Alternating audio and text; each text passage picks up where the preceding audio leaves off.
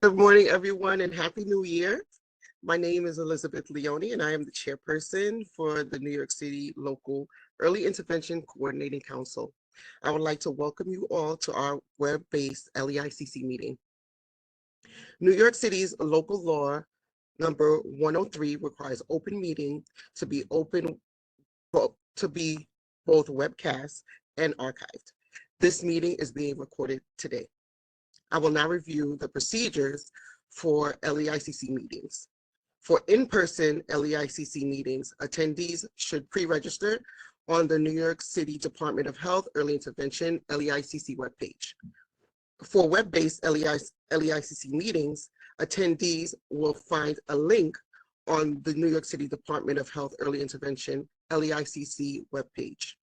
Meetings are open to the public, but the audience does not address the LEICC members during the meeting. For this web-based meeting, we will not be using the chat or the Q&A features. For this web-based LEICC meeting, members of the public were asked to submit written public comment by emailing embeddedcoaching@health.nyc.gov. Public comments will be read into the record at the end of the meeting. LEICC members will raise their hands instead of raising their cards to make comments. LEICC members should keep their cameras on during the meeting. Transcription is available for this meeting. Written meeting minutes will also be made available. I am pleased to introduce the New York City Early Intervention Coordinating Council's new members, Tessa Pitogo, Jackie Chasen, and Dolores Giordanella. First, let's welcome Tessa. Tessa Pitogo brings over 20 years of dedicated, results-driven leadership from Achieve Beyond. In her current role as the director of the New York City Early Intervention Service Provision, Tessa is responsible for overseeing program operations, providing supervision and training, developing policies, and key initiatives with her team. She leverages technology to create effective solutions that enhance team efficacy and service delivery. Throughout her career, Tessa has held several leadership positions at Achieve Beyond, managing departments in the EI and the CPSE programs. She is also a former service leader, where she developed a deep passion for advocating on behalf of children and families, a commitment, passion, and drive that continues to shape her work today. Welcome, Tessa.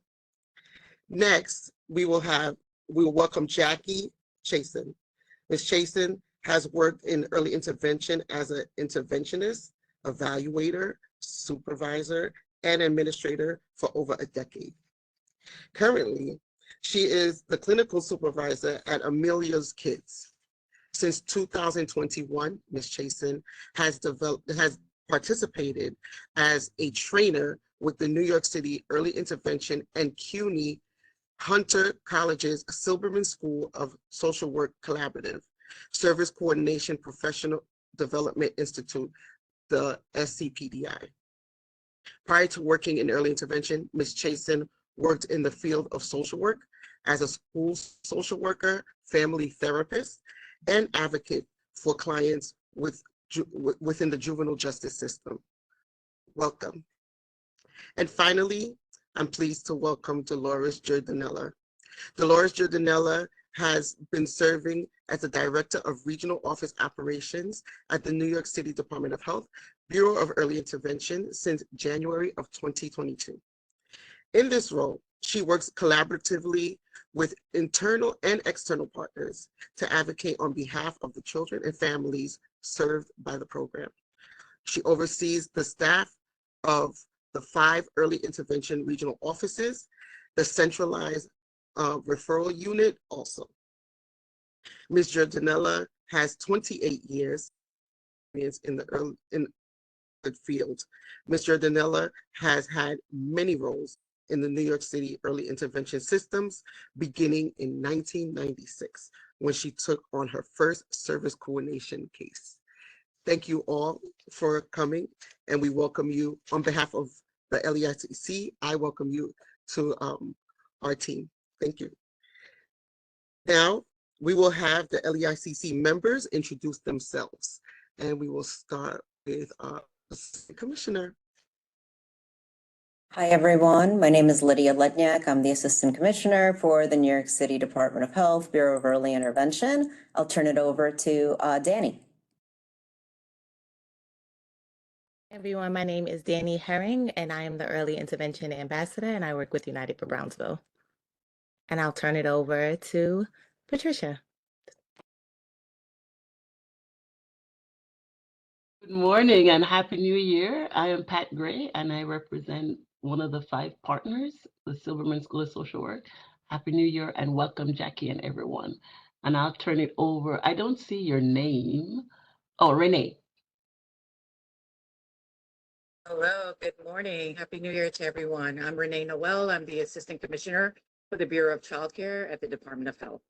And I'll pass it on to, I'm not sure who else. Dolores?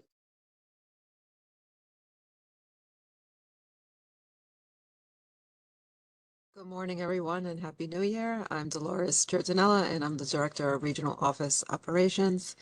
And I can pass it on then to, I was going to say, Tessa.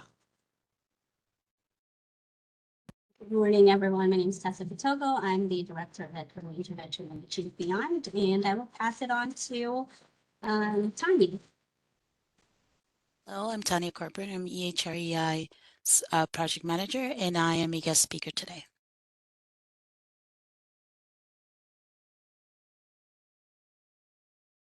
Okay, Jackie. No, Jackie. Oh. Good morning, everyone, and thank you so much for having me today.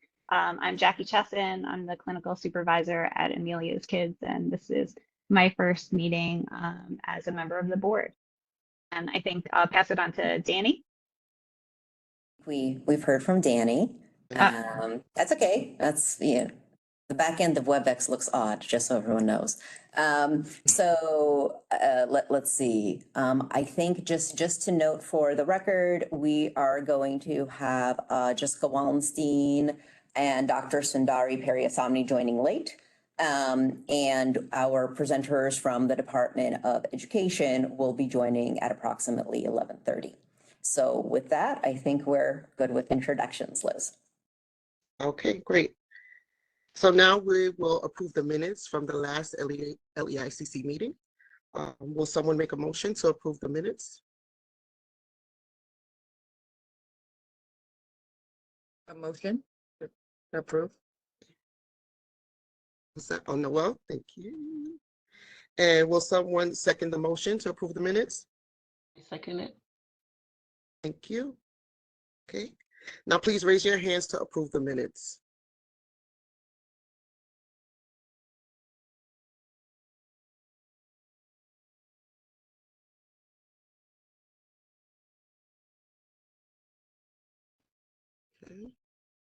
Okay.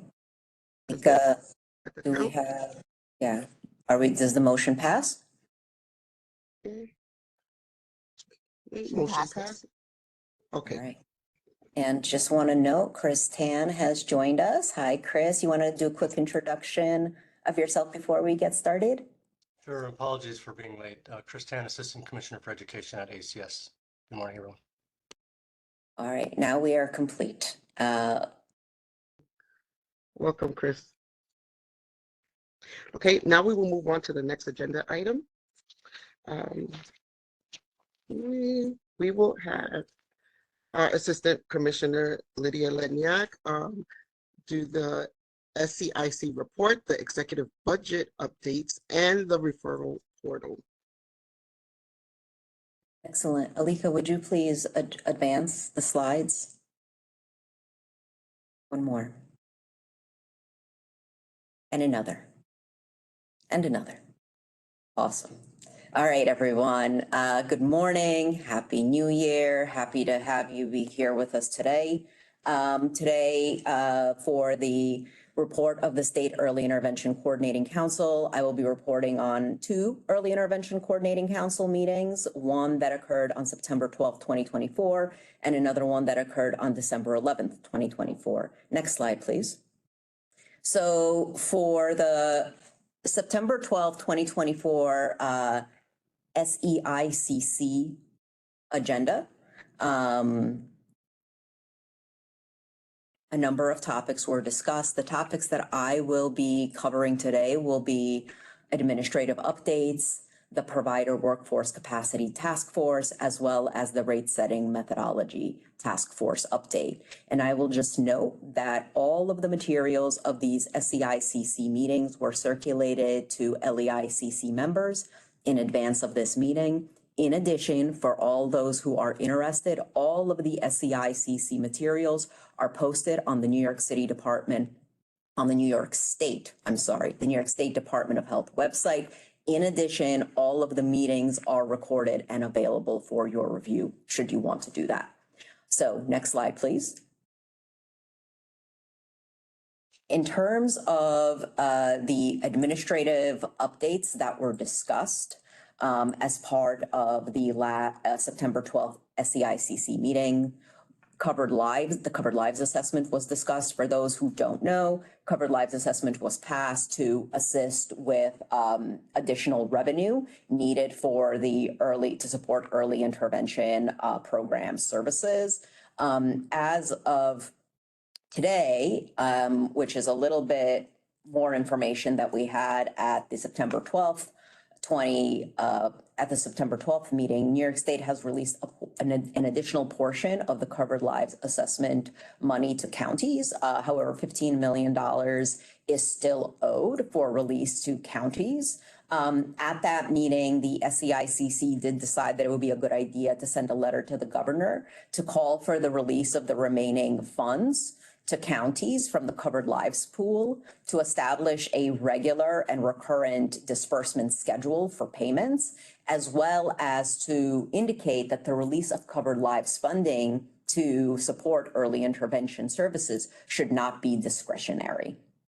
In addition, as part of the administrative updates on September 12, 2024, New York State Department of Health did announce that they revised the implementation schedule that they had planned for key regulatory changes from April 1st to September 1st of 2024. The Provider Workforce Capacity Task Force. So as background, the goal of the Provider Capacity Task Force is to develop recommendations for the New York State Department of Health to increase provider workforce capacity. And the objective, the way that we would know that we're actually having an impact on that, is to improve the timeliness of early intervention service delivery to children and families participating in the program. In 2024, this committee partnered with the CUNY Research Network to examine curricula requirements in early childhood special education, occupational therapy, physical therapy, and speech language pathology to identify structural issues affecting the growth of the EI workforce.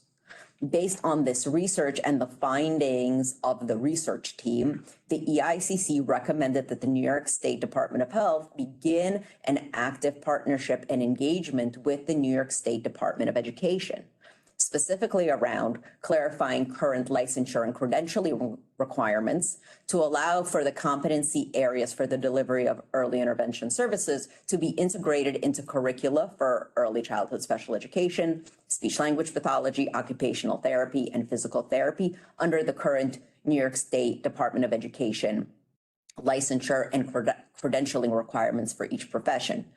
In addition, additional clarification and clarity is needed in order to allow for fieldwork placements delivered under the supervision of early intervention providers, providing facility, group, home, and community services to count toward licensure and credentialing requirements for these professions. Finally, for the State Department of Education to explore the integration of early intervention competency language into continuing education requirements for these professions. And finally, to establish a committee of people who would work to create an interdisciplinary extension in early intervention and an annotation for teaching supporting infants and toddlers with disabilities in early intervention, using existing models for annotations and extensions that currently exist under New York State education law. I know that was a lot, but this committee had been very busy.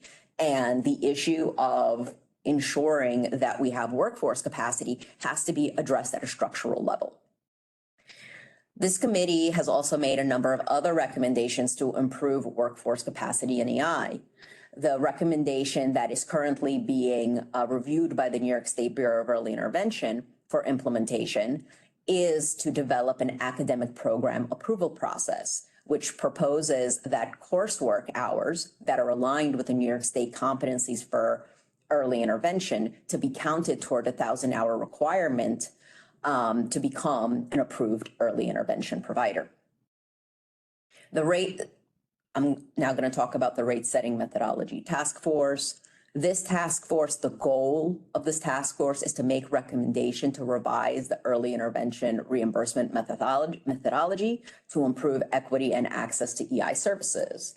And so at the September SEICC meeting, this committee made a recommendation about the methodology that should be utilized to implement the 4% rate increase to incentivize the delivery of services and evaluations to underserved and rural communities across New York State. The recommendation that was specifically made for New York City was for the 4% modifier to be applied to services in zip codes in which 20% or more of the population live below the federal poverty level, and children are waiting longer than the average for that county, or in our case, borough, to initiate services. Next slide.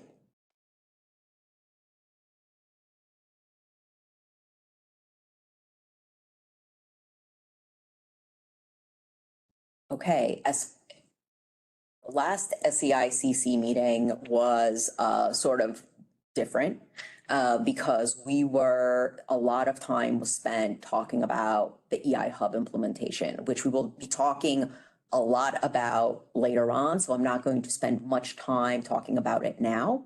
The other item that was discussed was the annual performance report and state systemic improvement plan. In addition to Bureau administrative updates, I will be talking to you a little bit about the annual performance report and state systemic improvement plan. Next slide. So what is this? What is the annual performance report and state systemic improvement plan? So this is essentially data that monitors the New York State's efforts to implement the requirements of Part C, federal Part C, which is the early intervention program. And this report is submitted annually to the Office of State Education Programs on federally established compliance and performance indicators. We all know them as, well, we'll show them to you in a minute. So the compliance target for all of these established federal indicators is 100%. Based on data submitted, the state will receive a federal accountability determination. Now, this past year's, so for 2023, because it's on a 1-year lag, the accountability determination for the New York State Department of Health was meets requirements, which is the highest, which is the highest rating that you can get. But it essentially indicates that we as a state have met all of the requirements of the early intervention program. Next slide. So I want to really drill into this. So the source of these data is the New York State Department of Health and their SEICC presentation. So as you can see, our state, continues to struggle with timely service provision. We received a 63% statewide.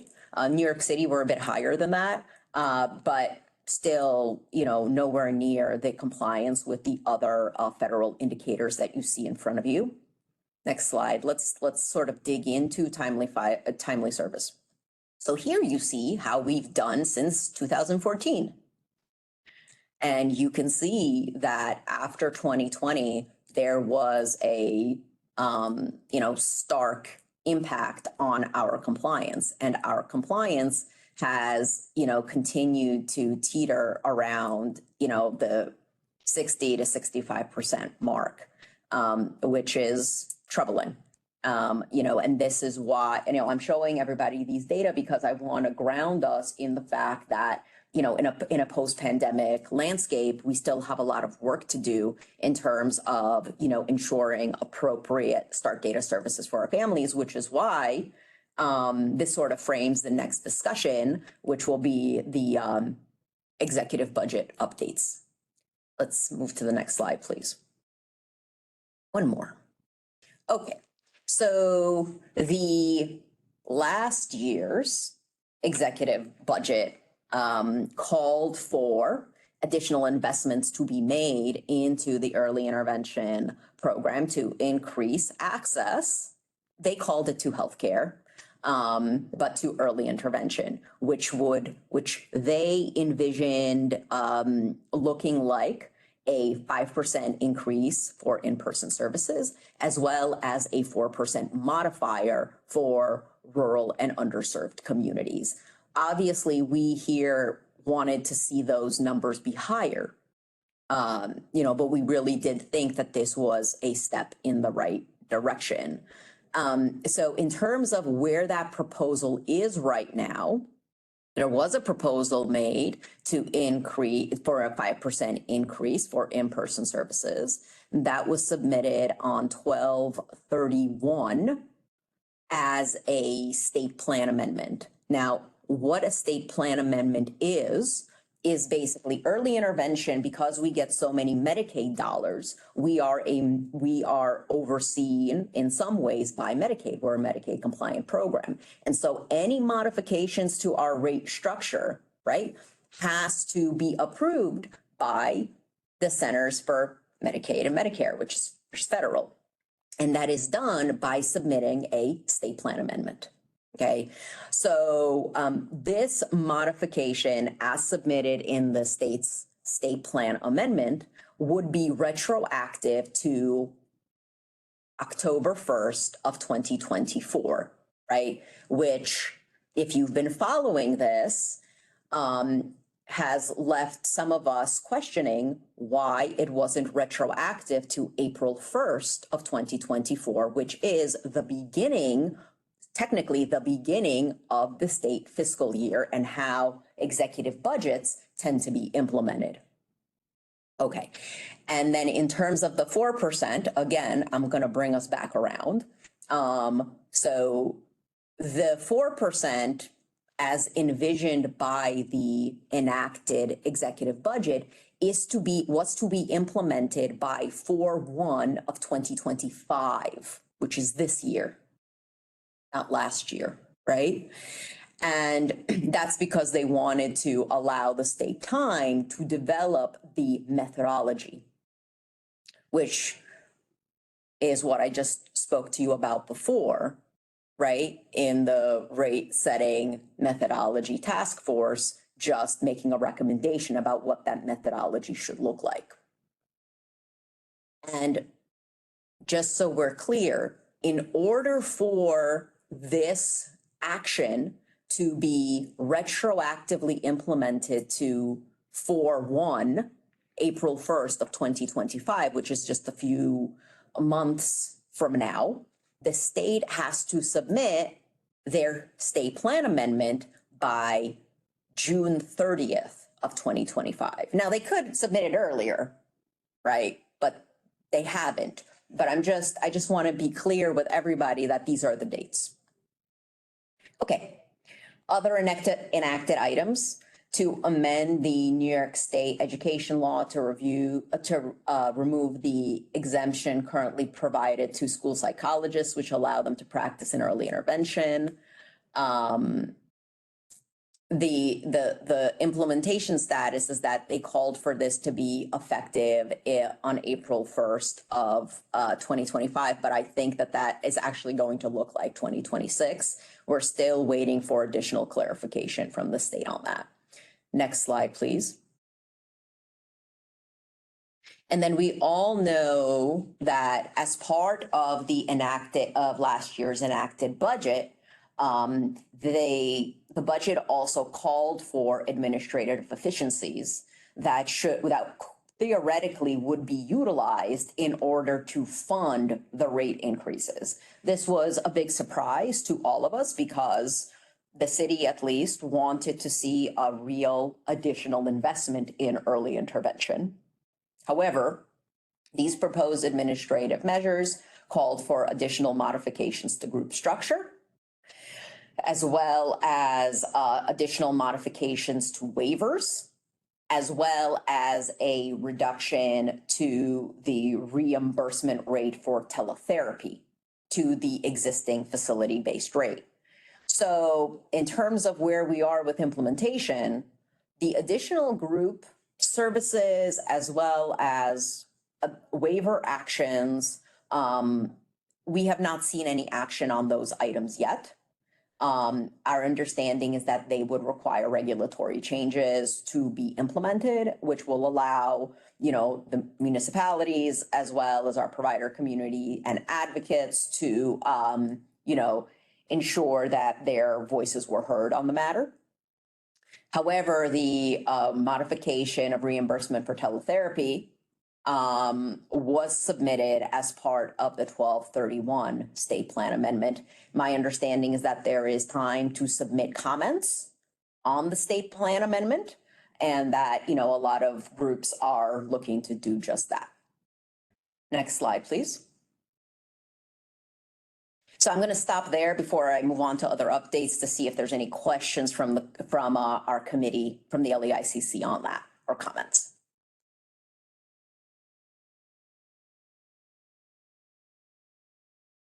Okay, I don't see any. So let us move on. So I want to give you all an update on the New York City Early Intervention Referral Portal. So next slide. So one of our priorities for 2025 is to basically eliminate our paper referral form. And how we're looking to do that is to develop a public-facing referral portal that would live on the nyc.gov website. And we really think that this is important because it would expand access to the community to make referrals, because so there's a couple of different items here at play.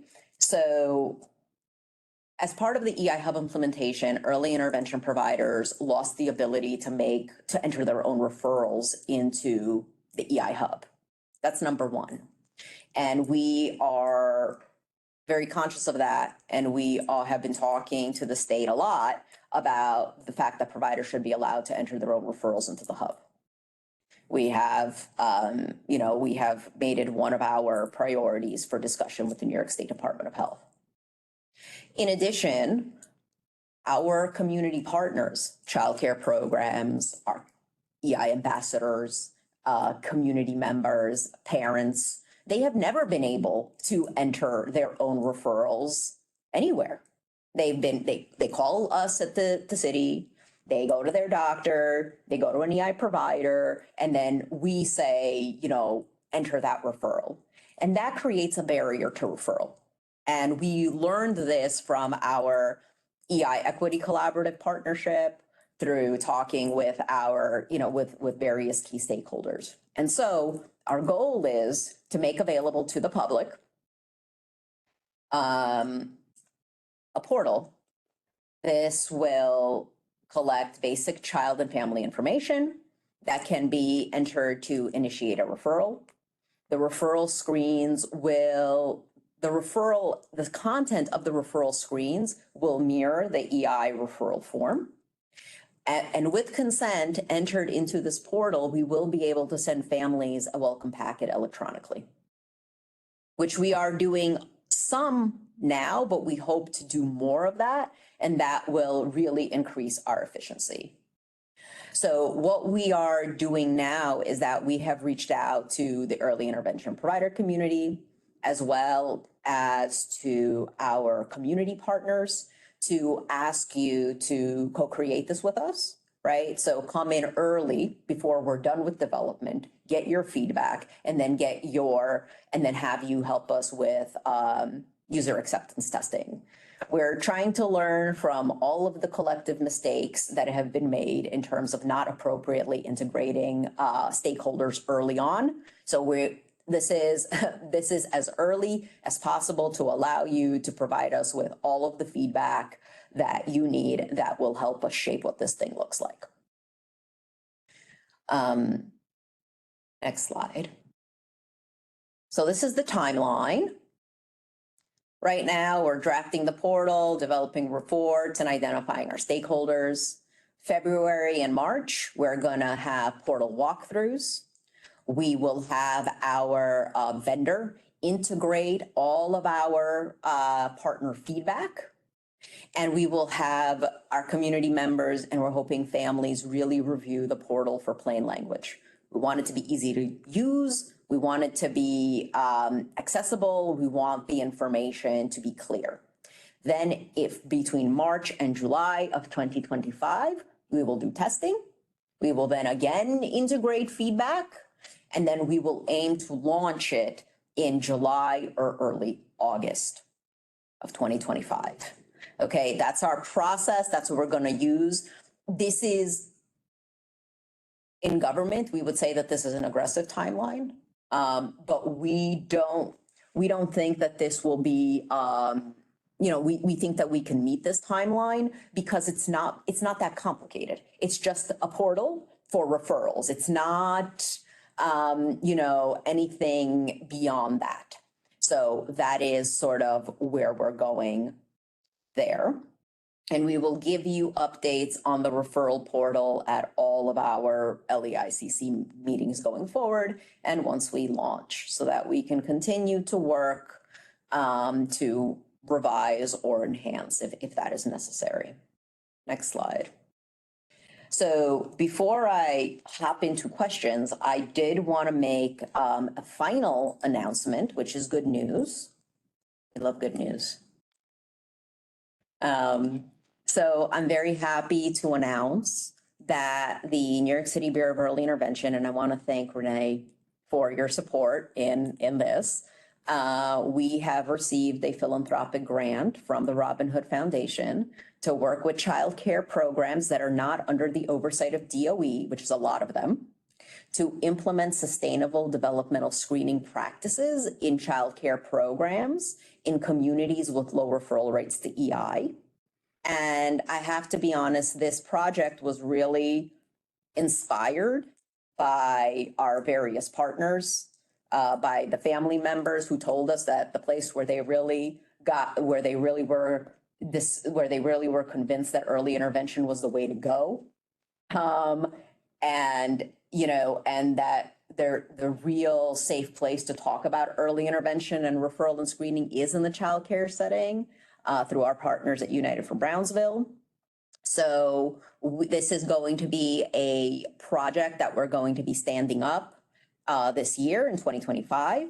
We are also looking to form an LEICC committee to advise on the implementation of this project. And if you are interested, please let us know that you would like to be interested in advising on this project. We are going to be asking Renee to come and advise us on this project. We need you. It's really Renee's advice that helped us sort of formulate this project and proposal and have it be successful with the funder.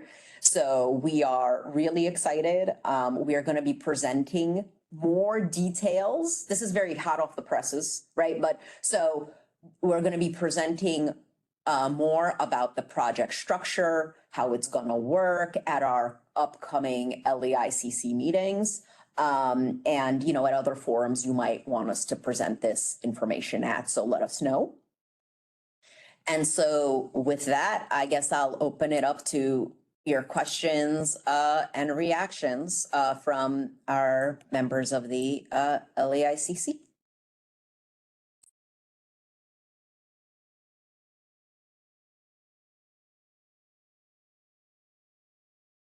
Great news. Thanks, Lydia. And, I'm glad to be a part of it, and I'll always be there to assist. And, so thank you. I have a reaction towards the portal. I'm excited about that because it will also empower families to be able to go out and have that power to do the referrals themselves. So I'm looking forward to that and being a part of that.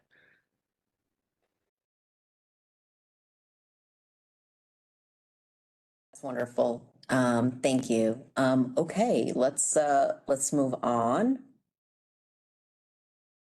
On the agenda is Nora Puffett, Director of Administration and Data Management. We'll be giving the data report today. So before we jump into the data report, while we're still on the neutral slide, I just want to talk and give some context about what we're going to be seeing in the data over the next few years. As a program that serves children birth to 3, we are really sensitive to things like the birth rate, outmigration, and other factors. And we need to start being aware that those things have changed in New York City. And they've been really obscured in our data by the pandemic. So the pandemic caused this period of great under-referral, followed by a period of great over-referral as families tried to compensate with late referrals. And we're really only now getting to the point where we're going to be able to see a little bit more clearly what's going on. So the thing to know is that in the last 5 years, the birth to 3 population in New York City has decreased by 20%. That's very, very large. And what we're going to start seeing is we're going to start seeing smaller absolute numbers. And people tend to really panic when they see those. Oh, we need a programmatic intervention. And we're going to be showing rates in the future that will make this clearer, but definitely to be keeping in mind, there are fewer children in New York City. And we may be seeing lower numbers that are a higher percentage. But this is definitely going to go on, I think, for some time into the future. So wanting to just give that context and be aware. Next slide, please. So here we are talking about referrals by borough. You can see here what I was talking about with that trend, right? Like it was down, it went up, and it's starting to come back down. So that's what's been happening. And I do think that going into the next couple of years, we'll see more clearly, where the city is at post-pandemic.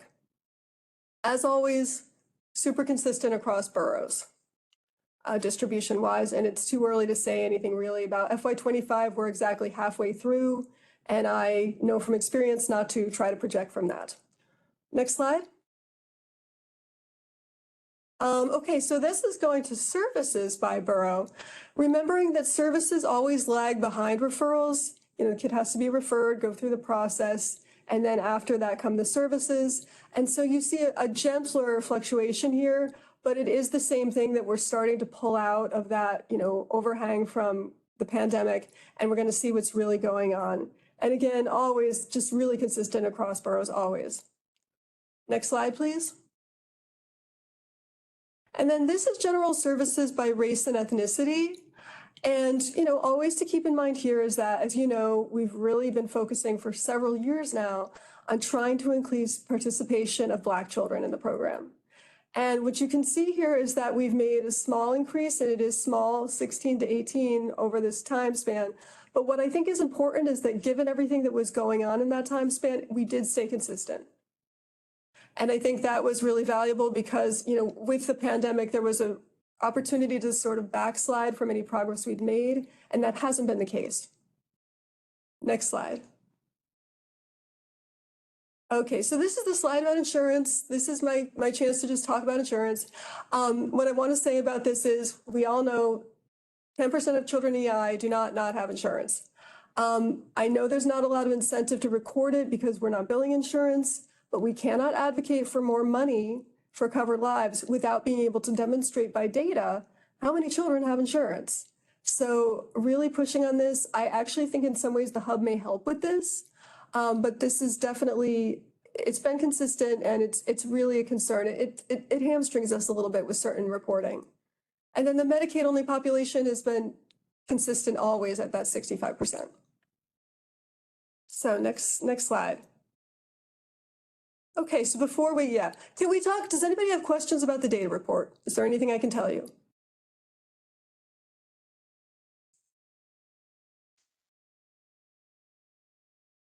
All righty, then we can go on to the next section, which I think I might need.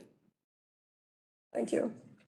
Okay, so I will also introduce Dolores Jordanella, Director of Regional Office Operations, who will be reporting with Nora on the NYC EI Hub implementation update.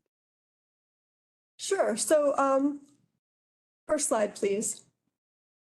So I know this is what everyone wants to hear about, and I know what you want to know is what's happening, what are we doing, and so on. But we wanted to start by just stepping back and saying, how did we get here? So if you remember, the hub has been a long time coming, right? Like we really started hearing in 2020. They've had multiple implementation dates that got pushed back. So we really had several years leading up to this, which I think has led people to, some of their frustration with what's happened. But in terms of having that time, how did we use it? What did New York City specifically do to get ready? So the first thing is we reviewed the materials on the PCG learning management system, which sounds unexciting, except that there was very little structured training available. So those documents and videos were really what we had to go on. So we spent a lot of time on them. We worked cases in the EI Hub sandbox, and that I think that's really where we got most of our learning was just from hands-on. It was just a copy of production that we could go into and work. And in the summer of 2024, they actually migrated some real nice data into it, which was great because we could see real cases and we could see, different stages and really play things out in a way that was extremely helpful for us in planning. While this was happening, we did have some opportunity to give feedback to SDOH and their vendor, PCG. And I just want to mention two examples of, things we saw that we did manage to get worked out. So it was clear that the hub was not meant for a very large municipality because the way that a service coordinator was supposed to be assigned was that the municipality was supposed to name the service coordinator. There are 700 service coordinators in New York City. I don't know them all. So they had to do actually a very substantial rebuild in order to make it that we could assign an SE agency. That took a couple months. Another issue was that they put ISC service auths in the evaluation tab, and we eventually realized they thought that everything up to IFSP was just one thing. And so talking to them about the concept of, yes, you could have it there, but that's not logical to the user, and it should be. And we did get them to move it. But I mean, there were some sort of fundamental issues we saw that, foreshadow what we've seen more recently. In terms of internally, it was all train the trainer. Regional offices identified about 20 leads who became, the superstars who went back to their offices and led small teams just practicing in the sandbox. And that was really how we learned. We also saw that because that was how we were doing all our learning, providers were at a terrible disadvantage because they couldn't really do anything in the sandbox unless we gave them a case. And we wanted them to have that experience because we saw for ourselves how valuable it was. So we had 2 series of sessions with small group sessions with providers, one in May and one in August, where we literally just worked cases, just pushed them back and forth, so that at least by the time it rolled out, providers would be able to say, I know how to accept a service auth. I know how to submit a draft IFSP, because they'd have done it. Next slide. Go back, yeah. So there were other things we did. We rewrote the policy and procedure manual. If you work in New York City EI, you know that really is the guide to how to do everything. And we did it at the same level. We told you where to click, we gave you the screenshots, but we also told you about actual procedures. Don't attach anymore, send it through HCS. We also restructured our own staffing in places because the hub process is different. So the biggest thing was losing that ability of providers to enter referrals. That more than doubled our workload. So we had to centralize our referral staff from across the 5 boroughs and try to get some efficiency with a centralized staff. We also shifted EIOD assistants from supporting EIODs in their work to handling the fact that there were more work up front now, so we made them into pre-IFSP specialists. And then finally, we developed a cutover plan when we were told that there would be 2 weeks with neither the hub nor NICE. For a program of our size to do nothing for 2 weeks, we would have come out with such a backlog that even if the hub had been perfect, it just would have been a disaster. So we had to be really proactive and actually look ahead to say, which children are turning 3 in those 2 weeks? Which children are having an IFSP end in those, and actually doing all that in September, so that at least we knew that the children for that time period were not going to have a gap in service. Next slide, please. So we did all that, and you're asking, well, what happened?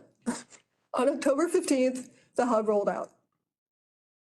And it became apparent, it wasn't working right. And what I think people need to keep in mind is I've heard people say things like, we didn't know enough, we didn't practice enough, we didn't do this or that. That's not it. We were ready to go with the sandbox, but unfortunately what we got did not work like the sandbox. And the reason for that primarily was the data migration. So they'd done some of that for testing, but when they migrated 13 years of NICE data into the EI hub, there was a major problem. You had data that was born and raised in one environment that was suddenly immigrated overnight against their will into a different environment where they didn't speak the language. And it just did not behave the way it was supposed to behave. So for instance, you would have a case where in NICE you had an IFSP and it had 2 amendments on it. And that was all one piece and you could see it and understand it. But the hub deals with amendments differently. So when it migrated, the hub broke that out into an IFSP and 2 amendments that were 3 separate entities, all of them active at the same time with overlapping service offs, right? Because it did not know what to do with this NICE data. That was and continues to be our biggest challenge. Other things, the system speed was really slow. There were a lot of error messages. And users were timed out after a few minutes, which sounds like not much, but when you're doing an IFSP, you're stopping a lot to talk. And if you go back in and, oh, it's closed on you, that's a real hindrance to the meeting. So all of these obviously were just massive factors in stopping us from moving cases forward. And I'm going to turn it over to Dolores to talk about, well, what did we do?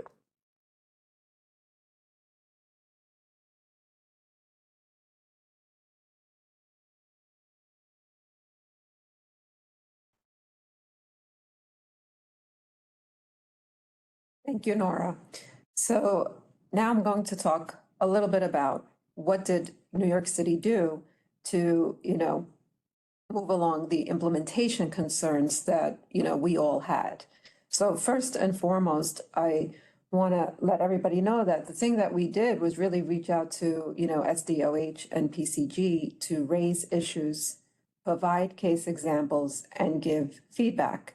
And much of the issues that were raised were really concerns from our providers and our own staff, which, obviously helped us to make those cases for what wasn't working so well. New York City also participated in sessions to identify and prioritize issues with the statewide groups, such as the New York State Association of County Health Officials, also known as NYSHO. We worked with providers on individual cases to resolve challenges and move the case forward. And again, we want to thank all of the providers that were bringing cases to us, right? Many of the providers came to us directly, provided case examples, concerns, and we worked with them to help and try to move those cases forward. And along that line, we launched the EI Systems Help Desk right? Formerly the NICE help desk. Again, they began accepting data change forms from the providers and staff, similar to the work that they were doing before to help move along those issues and concerns. They are working through those cases where possible themselves, and they're also assisting to help submit tickets to the PCG help desk where it's necessary to help resolve those outstanding concerns. Next slide, please. So as Nora mentioned earlier, we prepared by initially rewriting policy and procedure, right? That was an important step for us to be able to function, in this new environment. But when the EI Hub released and, we started to work in that environment, we realized that the hub was not functioning, as Nora mentioned, in the same way, especially with the migrated cases. So we then had to take a step back and think about, what was working, what was not working. And that really caused us to, reissue some of the policies and procedures, which we did, and they were effective as of December 9th, 2024. So these are just some of the highlights of the policies that we re-released in order to help move that work along, because obviously that's the goal here. It was not to have cases stuck, not to have families stuck, is that for all of us working together to move those children through our process. So we re-released Chapter 5, which is really the chapter that covers the Individualized Family Service Plan, right? Policy 5B, which covers initials, and Policy 5C, which is the IFSP reviews and annual meeting policy. We also re-released Chapter 6, which speaks to service delivery. The specific policy there in terms of session notes and service logs. And, one of the changes, again, that we made was really hearing a concern from all of the providers community, from the provider community in regards to the service authorization numbers. And then Chapter 7, which is amendments, which I know was a big point, in how amendments needed to be facilitated in order for us to help move it along. So we amended the amendment policy, which is chapter policy 7A, so that, we could, again, help to move those changes along, because I think all of us know that many of the types of paperwork that we handle are changes to the initial IFSP plan. Next slide, please. So along that line, right, we quickly realized that, we had to change our workflow again, because, our policies and procedures really stated that paperwork needed to come to the regional offices via the HCS account. But we realized that those HCS accounts to the regional offices were getting inundated with all different types of paperwork, which was making it very difficult to manage in a timely and effective way. So we rerouted the paperwork, and along with the policy changes that we reissued, we redirected that paperwork where we could to come in with an IFSP amendment or the initial IFSP, because again, the goal was to reduce the pieces of paper requests that were coming directly through the HCS account, so that we could be more efficient and effective in how, the regional offices were processing that work. Also, we addressed the workflow regarding referrals. As Nora mentioned before, one of the biggest things was that, now the municipality is entering all of the referrals that are coming into the program, and that is a big lift for us. And New York City early intervention did have referrals, as everybody knows, from the cutover period, in addition to the new referrals that are being submitted from the provider community via the centralized fax to email line. So again, we really had to restructure our processes to, make sure that, our referral unit was able to keep up with the demand of the referrals that were coming in. And this was no easy task, but I'm happy to say that currently we are processing referrals within a 24-hour period. So that is a, big improvement from where we started, and, and again, lots of reshifting to help make that possible. So just a couple of reminders here, because one of the things we've noticed, since the referral submissions through the centralized fax to email line is that all of the required information is not there. And if all of the required information is not on the referral specialist cannot proceed with entering that information into the EI hub because all of the required information is required. So that then delays, right? Because that referral usually then gets bumped up to a supervisor. We have to call back. We have to wait for somebody to call us back to get the information that we need in order to input it into the system. So again, our goal is not to delay the processing of referrals. We want to be able to enter the referrals as we receive them, but we do need all of the required information. And I know this has also been something because a lot of providers have been outreaching to us. And just a reminder that if your EI provider agency would like to receive the service coordination, the initial service coordination authorization, there is a specific section on the referral form, and that must be completed because that's the only way we know that you would like to, be considered to have that assignment back. So, if you do want to have, your agency initiate and have the initial service coordination authorization, that information must be there as well. So we can, know that, and we can then assign it back to you. Next slide, please. So what have we seen since addressing the implementation concerns? We've begun to see some things, and I think the most,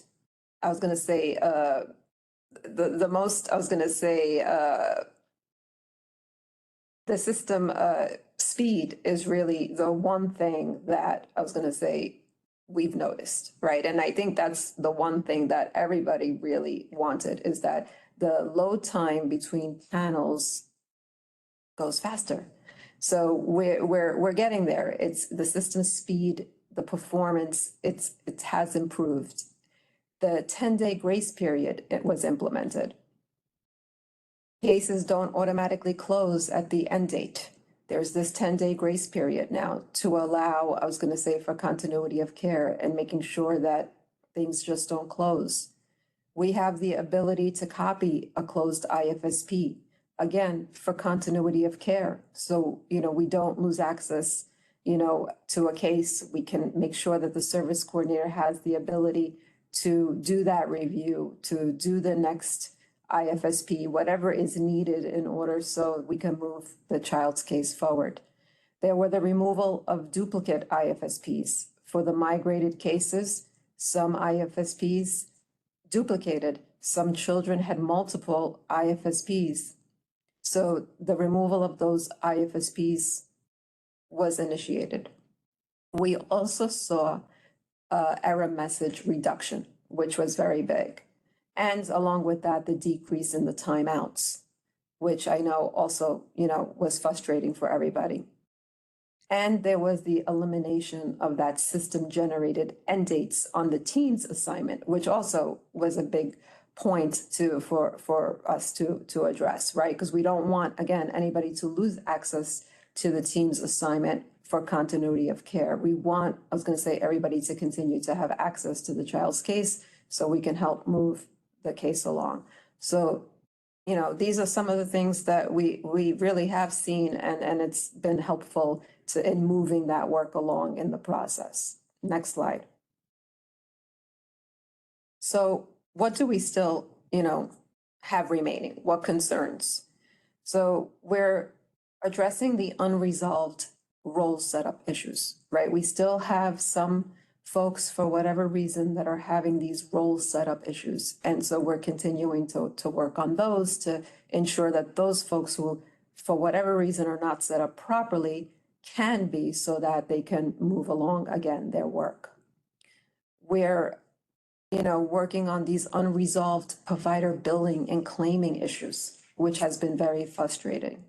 So we're helping, I was going to say, to move along that piece again, so that the work can keep moving forward.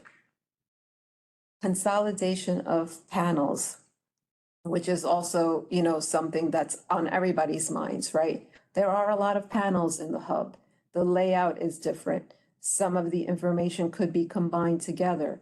So recommendations are being put together to move forward, I was going to say, so that we can consolidate referral panels. We can consolidate IFSP panels. We can consolidate service authorization panels so that we can, again, help just move the children through the system in a more efficient and effective way.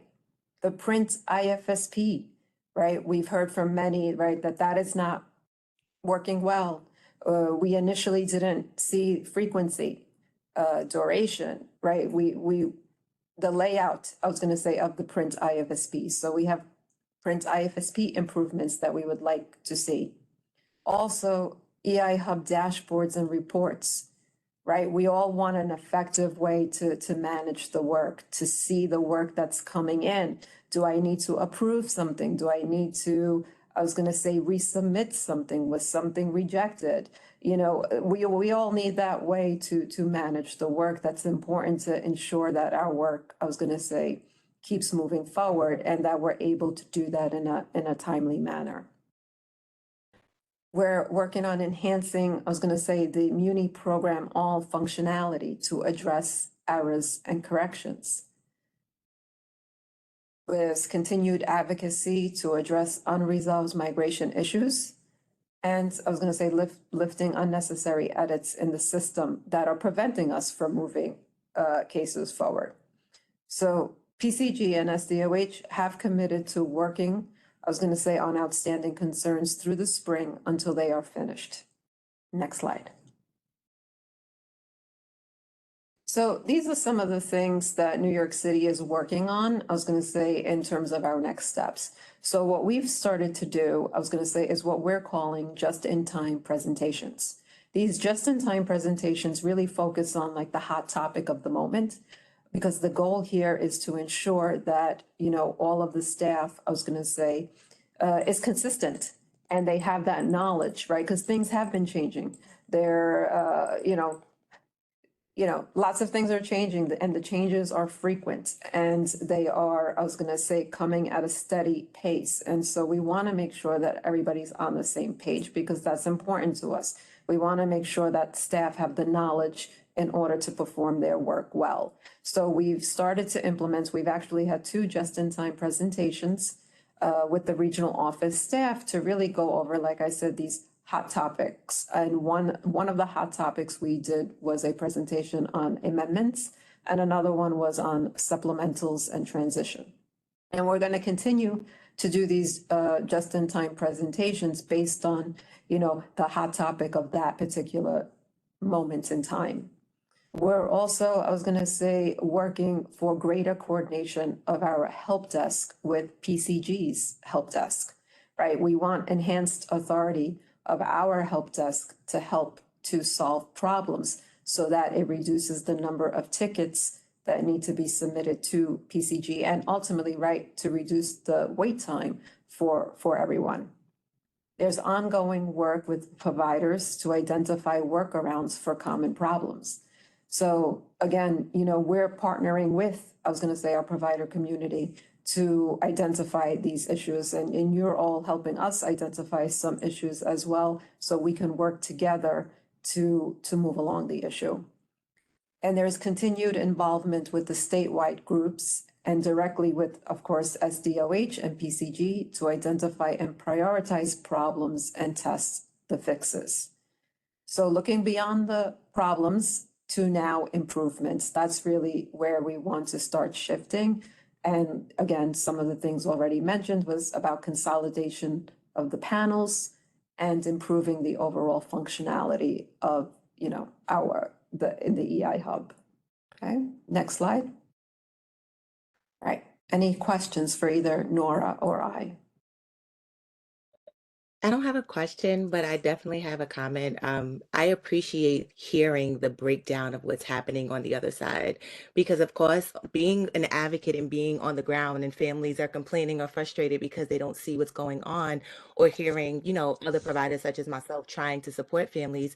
When we have an understanding of what's happening in the background, and now I can see, oh wow, like you guys made a lot of changes. As soon as you said the migration from NICE into the EI Hub, it was like a Google Doc to Microsoft Word. Oh my God. Like, like seeing that it shifted. So you guys were preparing for something that shifted and it changed into something else. So I appreciate what you guys are doing in the background. But the biggest thing for me is understanding, because when I have understanding, now I can confidently, speak to my families about what that looks like, or give them related topics like the Google to the Microsoft Word, right? So I appreciate you breaking all of those things down, because understanding gives me activation places, and it also lets me know what I can do in the interim on making sure I'm covering all the areas where, let's say, it was a required field and maybe that wasn't signed in. Anything I can do to support on the outside to make sure it's easier for the families, but do it with confidence, because I know what's going on the other side. At the end of the day, both of us are working from the same space, the same heart, right, in the same manner, but we're dealing with a system and change is different. So I wanted to say that because it's easy to be frustrated, but I'm a solution focused person. And if we're both working on the same team and we understand it's the system and understand what's happening with the system and all the people learning the new system, right? It's easier to go forward in supporting the families. So the breakdown was very helpful for me. So now I can go back and implement some other things that's out of the box to support my families. So I appreciate that. Thank you, Danny. We appreciate that. I think we're always thinking about that, and I think you mentioned two very important things, communication and teamwork. And really, we're going to all get through this. It is a different system. It works differently. And we all need patience, but I know sometimes that patience runs short. But if we're communicating with each other, if, we are, I was going to say, helping everybody to understand on both sides, right? We're open to listening what's happening on the provider side with service coordinators, with the issues that they're facing, and right for obviously for the other folks to hear what we're saying. And it's through that collaborative work that, together we're able to move, I was going to say, some of the more problematic cases that have come to us. So thank you. Any other questions?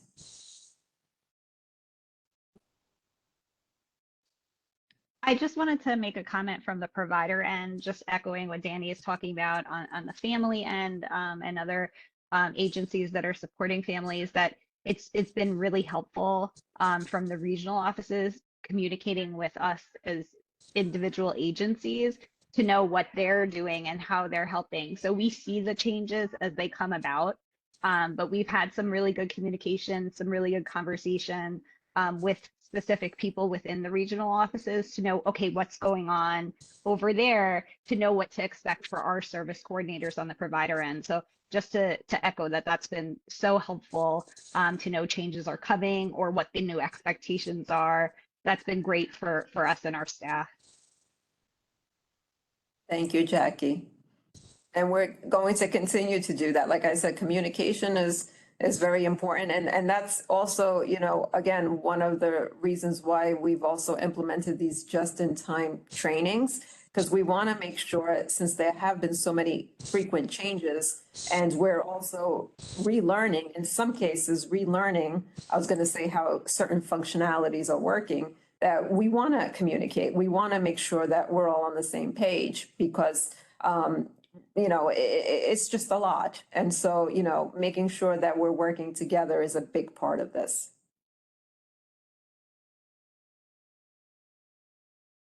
I see a hand up from Tessa. Yes, just also wanted to piggyback on what Jackie was saying. One of the thing that I did notice in the presentation is the consolidation of the panels. I'm sure that, coming to the EIODs and even, putting myself in a service coordinator's shoes, that would definitely be a very big help when it comes to making sure that we are using their time very efficiently and to move cases along faster. Right. Thank you for that. You're welcome. And that's really, now that some of the system performance issues, have moved along, like, we mentioned, is that the next shift is really into, I was going to say,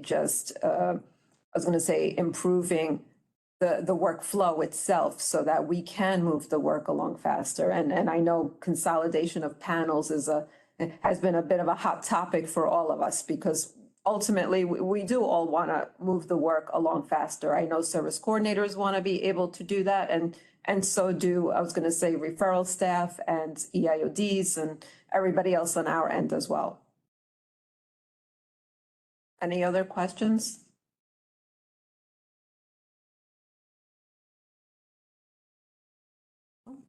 Okay.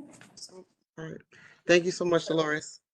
So, Liz, before we continue, I just want to make a couple comments around the EI Hub implementation.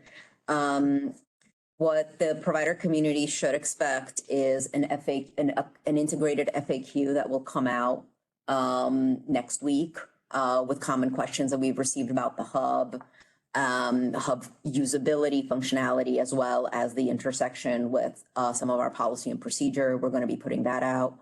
We're then going to be updating that FAQ as we go, as the state makes modifications and improvements to the EI Hub. And I just want to publicly acknowledge all of the work that has been going on and has been done by Dolores and Nora and our regional offices, our directors and assistant directors and EIODs.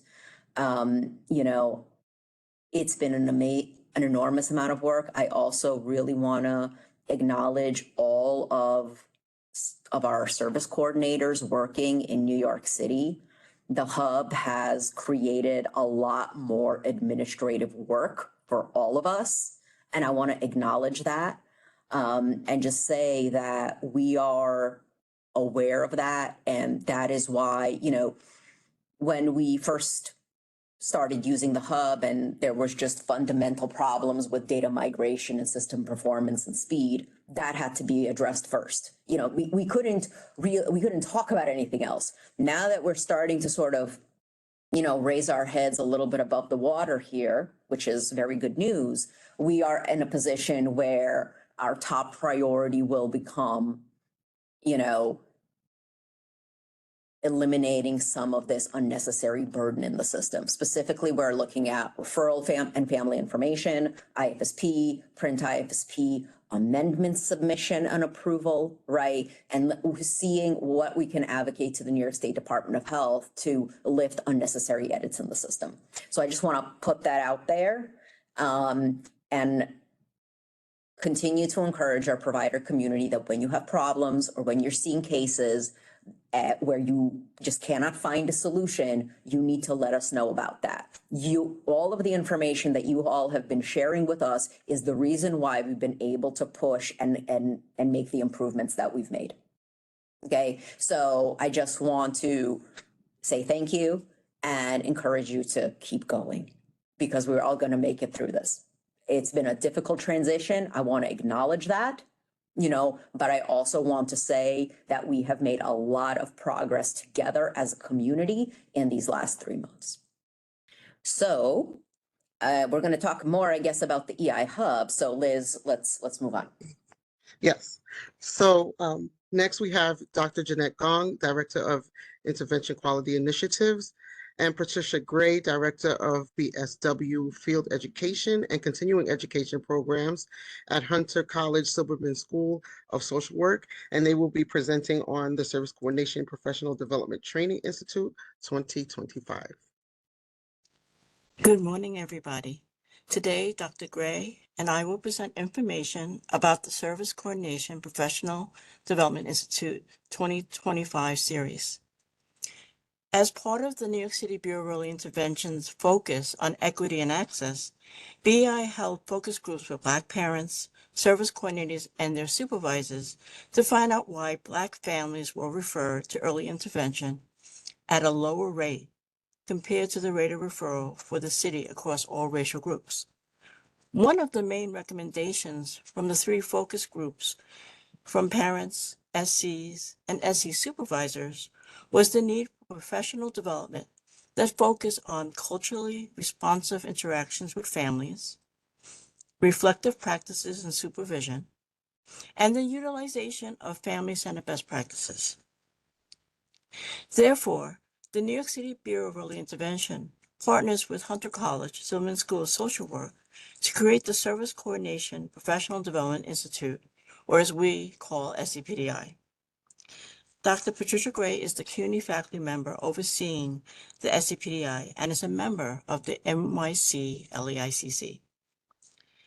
Importantly, the SCPDI acknowledges the critical role that service coordinators play in the early intervention program and in the lives of families accessing the program. The SCPDI aims to support SCs and other EI professionals in improving the engagement and retention of families in the program through the delivery of high-quality professional development training. Next slide, please.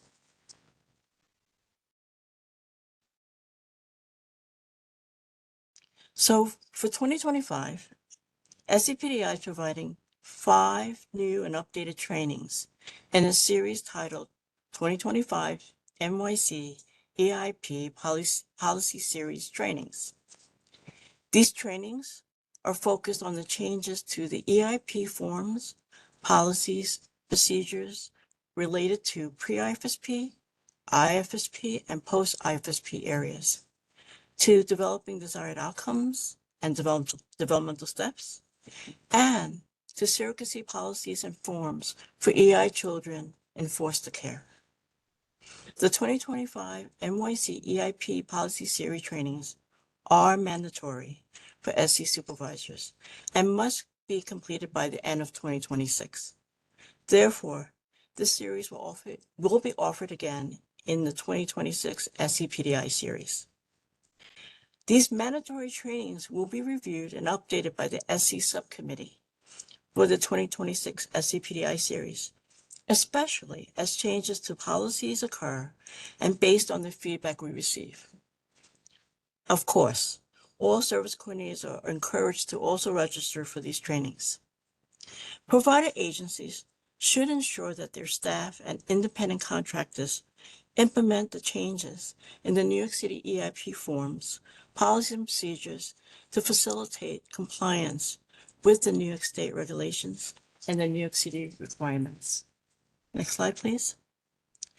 So the 5 2025 NYC Policy Series trainings that are mandatory for the SC supervisors are pre-IFSP updates, IFSP updates, post-IFSP updates, the integration of natural environments, family-centered practices, and the creation of desired outcomes, and a collaborative approach to EI children and families in foster cares. Each of these trainings will also be recorded, and recordings will be made available on the Hunter College website. Also, each of these 2025 NYC Policy Series trainings will be offered twice in 2025. Next slide, please. So there are also additional SCPDI trainings on the 2025 schedule.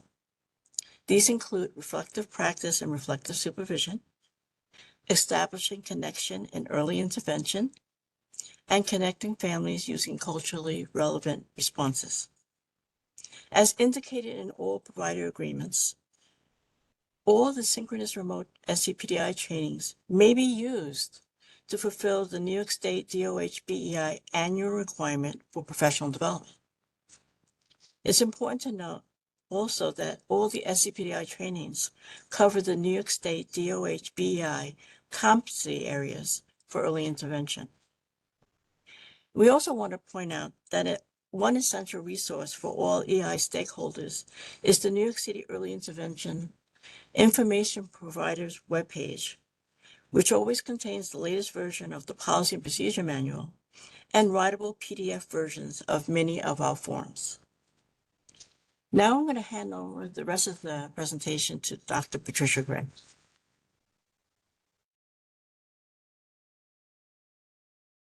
Thank you so much, Dr. Gong, for this. I appreciate you.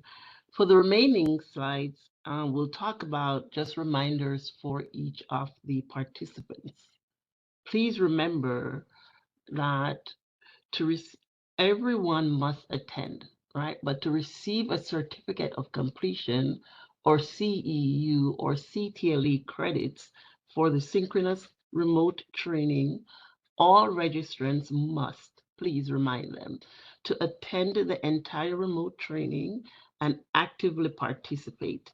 Registrants must have their videos on throughout the trainings, be visible on camera, and be responsive when we call on them. That allows us to verify their attendance at the beginning and at the end of each training, and they will ask to sign in and sign out.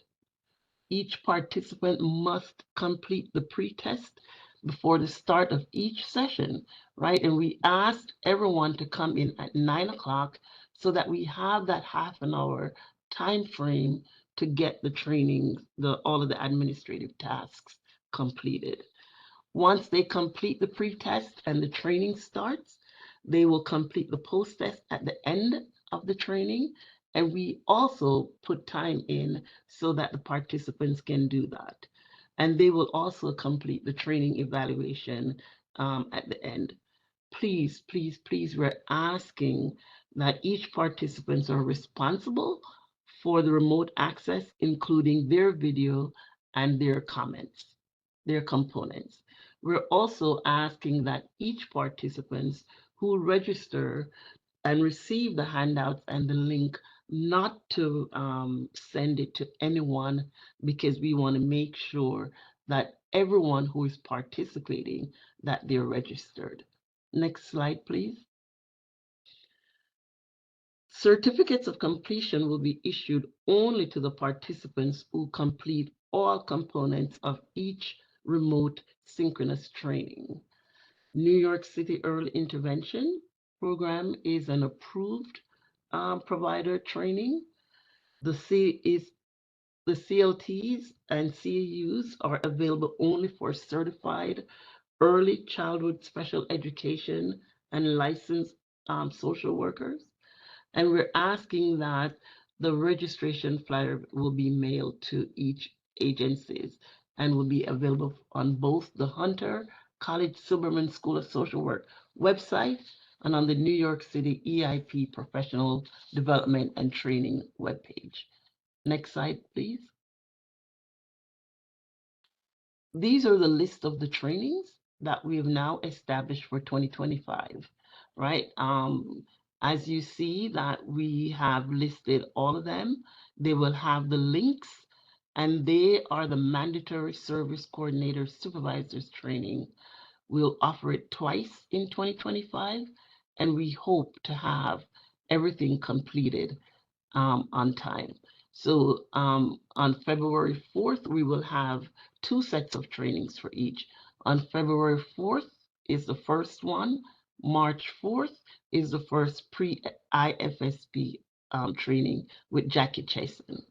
On March 7th, we will have Harula and myself who will conduct reflective practice and reflective supervision. On February the 11th, choose one or the other. Jackie Chesson will also do the EIP policy series, IFSP updates on February 25th and March 25th. She will also conduct the EI policy series post IFSP updates on March 14th and December 2nd. Reza and myself will conduct the New York City Policy Series, the integration of natural environments, family-centered practices, and the creation of desired outcomes. On March 18th and November 12th, we will repeat the series, The Collaborative Approach to EI Children and Families in Foster Care. This is a joint presentation. We've had rave reviews about this training last year, and we're so happy to include Administration of Children, Advocates for Children, AFC, and the New York City Bureau of Early Intervention. As you see, the trainers are Angela Labarca, Roberta Romero, Michael Harrington, Erica Palmer, Dolores Gordelena, and myself. On October 14th, we will have Establishing Connection in Early Intervention by Daniel and myself and Nika. And on November 18th, we will have Connecting Families Using Culturally Relevant Responses by Nishana Ramator. Next slide, please.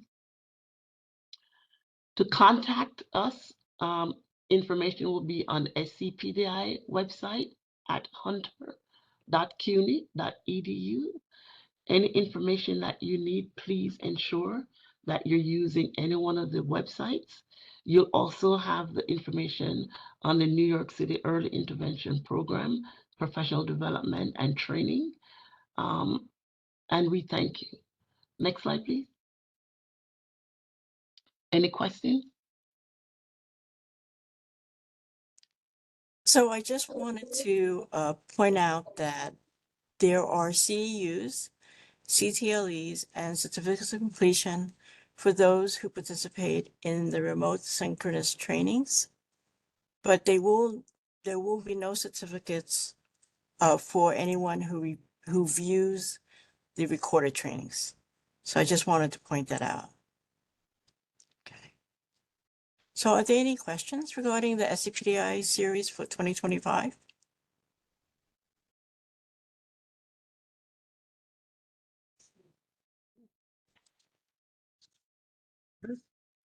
Okay, I guess we'll move on. Thank you so much, Jeanette and Patricia. Next, we will have Dr. Tanya Corcoran, Senior Project Manager of the EHREI project, and she will be presenting on the expansion update. Thank you very much. Good morning. As mentioned, my name is Tanya Corcoran, and I'm the Senior Project Manager for EHR Initiative in Early Intervention. And please, next slide. So here we can discuss our goals, how we started, all this started in 2021, and the goal for EHREI initiative has been to increase the EI referrals and retention amongst historically underserved groups. Now, to address the referral submission, the EHREI initiative enables the use of an electronic health record referral process at the healthcare provider level, and where participating institutions can electronically submit their referrals to BEI. To facilitate the retention in the program, EHREI offers an additional component, which is the bidirectional data exchange.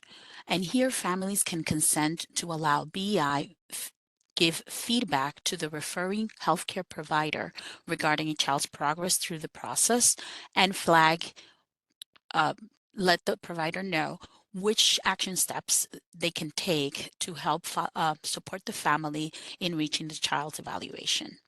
Now, our data shows that if a family makes it to an evaluation and the child is eligible, they stay in the program, therefore making it past the biggest drop-off point in EI. So to address sustainability, we are aiming to apply health information exchange technology to automate the follow-up steps. The project was developed over 2 grant cycles, focusing on awareness, equity, and retention, and fostering clear communication between EI, referring healthcare providers, and families. Next slide, please. Our initiative's bidirectional exchange is intended to work across all sites as follows. So when the caregiver, here in gray, when the caregivers bring the child to the health visit, the healthcare provider examines the child and determines if a child should be referred to EI. The provider discusses the early intervention program and then discusses consenting with the caregivers for BEI to share the EI information with the hospital system. Once the consent has been discussed, the provider then introduces the caregiver to a supporting staff member, which is trained on early intervention protocols, and this can be a community health worker, patient navigator, a Healthy Steps member, or any other assigned support person by the hospital system. So these facilitators review or obtain the necessary information to complete the electronic version of the early intervention program's referral form from their computer station. They are able to access our referral from any secure location in their hospital's electronic system, and the form has been coded to show prompts to follow along with hard stops, which means that this is needed information and the form cannot continue without this needed information. And the reminders to also help best acquire the information that is needed. And ultimately, once they press submit, it is sent via an electronic fax to our centralized unit, our centralized referral unit.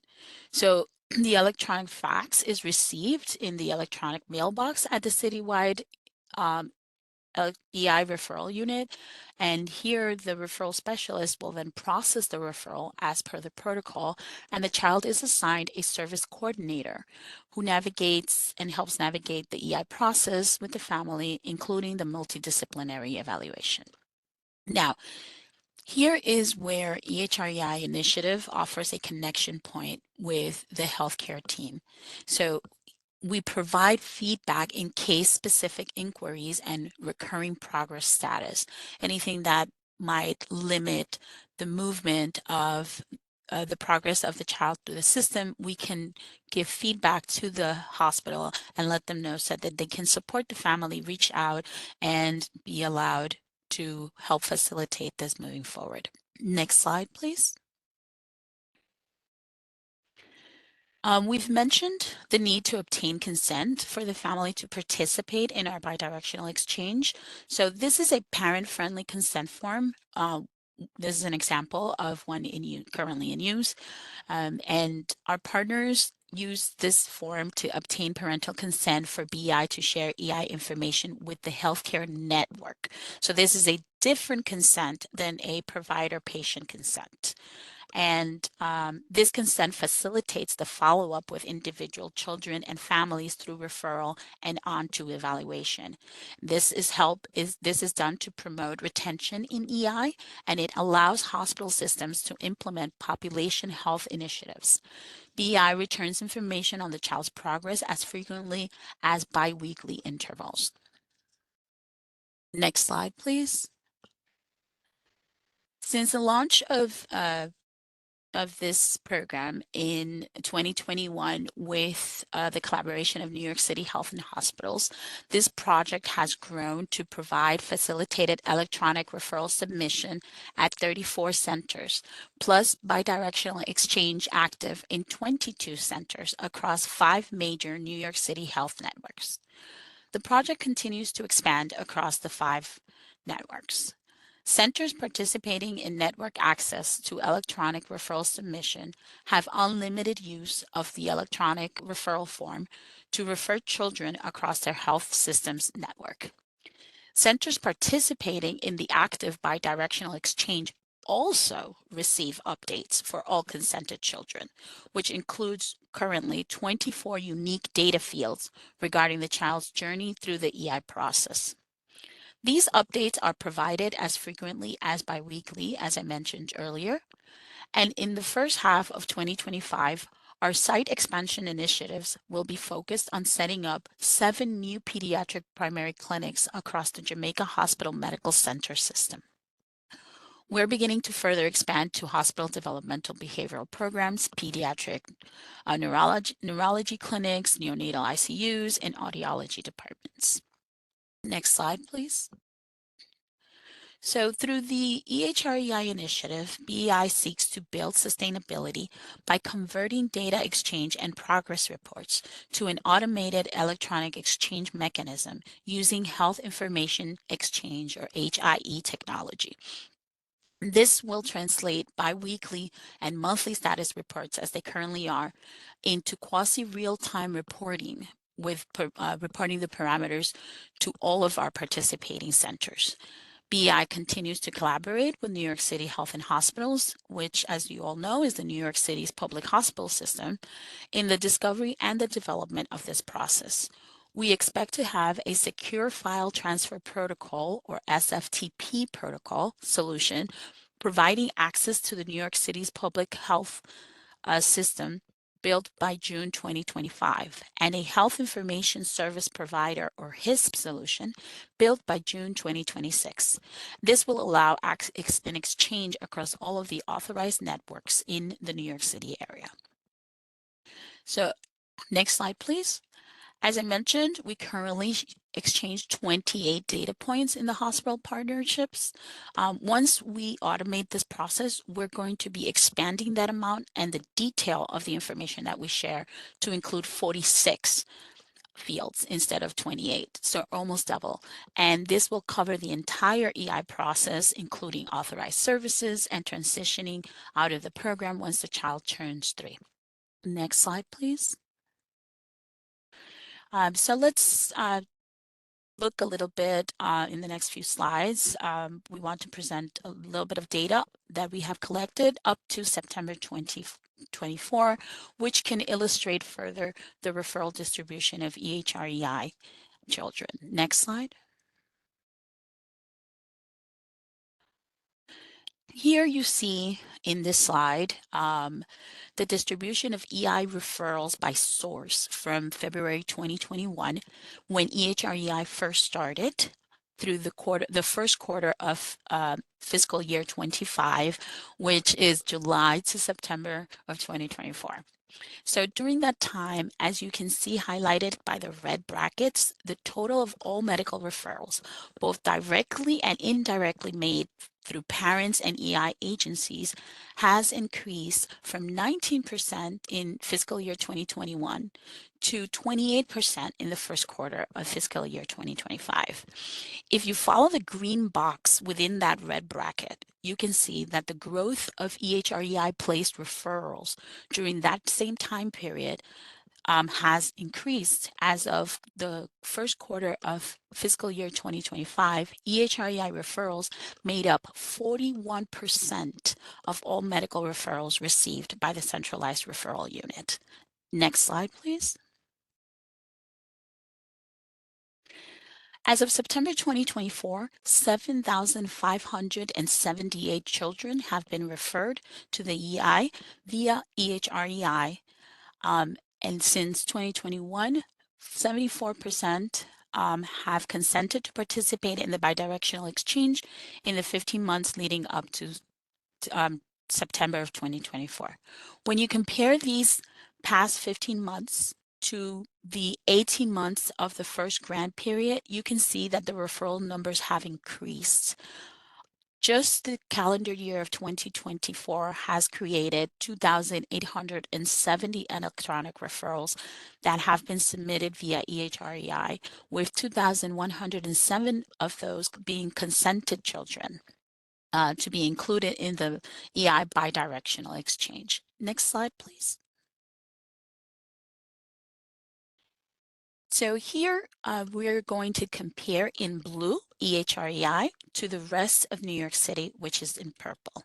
So when we look at how the children referred from EHREI in the past 15 months compared to citywide referrals during the same time period, you can see that referrals for Black and Latinx children has increased substantially.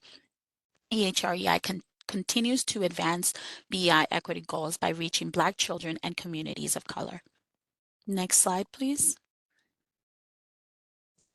And when you compare poverty levels by zip codes to all of the citywide referrals during the same period, where again, EHREI is in blue and the rest of New York City is in purple, you can see that EHREI continues to reach those who live in high and very high poverty neighborhoods at a higher rate. As well, next slide, please. Sorry. There you go. Excellent. As well, here we can see that EHREI referrals occur most often when children are 18 to 29 months of age. Next slide. And that's it. Thank you very much for your time. Any questions? I don't have a question. I just have a comment. I could appreciate the work that you guys put into the consent form because that second form that gives access to the EI network, and families care a lot about their information, but I see the fact that you made it very simple. You made sure that they knew that they could sign out. I like the fact that you guys also made sure you were letting them know what was going to be shared. So I appreciate all of the learning styles that was used in that and everything that you shared with that because that's important. Thank you. Thank you. Thank you very much. Yes, we definitely want to make sure that the family is very involved and aware and in the participation that their healthcare provider has with us. Thank you. I Thank have you for your a time. comment on the question too. Yes. This is Sundari Periyasamy. I'm one of a pediatrician. So Hello. thank you so much for this. So it definitely eased the process a lot. My question is sometimes before the services begins, they ask for a physical form. So we do a physical form routinely many times, and it is uploaded it is present in the media of the EHR. So will they be able to access that way? It will be more streamlined, and it will Yes. also cut the time between the services start. Yes. So I believe you're referring to the CH205 form, and Yes. yes. And what we are currently doing is that we are allowing any physician that would like to send the form along with the referrals to cut their work time. They're more than welcome to send through the same portal because they know that they're going to be using it, and we know that if they are there present at that moment, they can fill it out and it can come sooner to our offices and therefore increase the speed of everything. So yes. Thank you.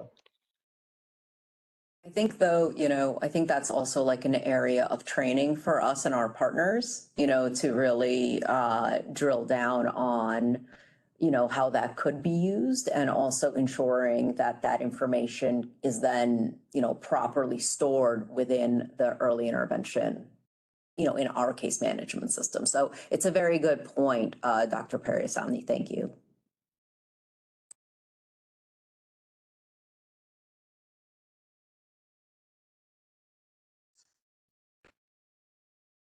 All right. We're going to move on to, we're going to have our presentation from Avery Beck, Robin Bachner, and Stephanie Crane from New York City's Public Schools Division of Instructional and Informational Technology on the New York City Public Schools Atlas update.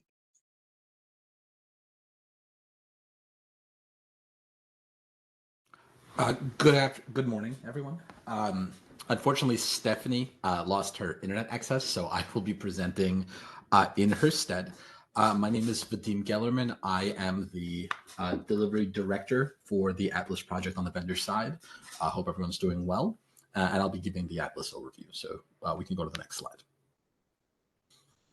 So what we're going to cover today is a combination of a general Atlas overview, our overall release schedule for Atlas as a system, and then some information around both the parent portal and the general family engagement plan, again, which is related to the parent portal, which is that hub that's going to be used for parents to access any information around their children, along with creating referrals and so on. And at the end, of course, we'll pause for a Q&A. So you can go to the next slide. So as a basic overview of Atlas, so Atlas stands for the Accessible Tool for Learning About Students. And the intention of this tool is to provide a single, integrated, and flexible system to cover the needs of all students with disabilities, be it preschoolers or school-age students.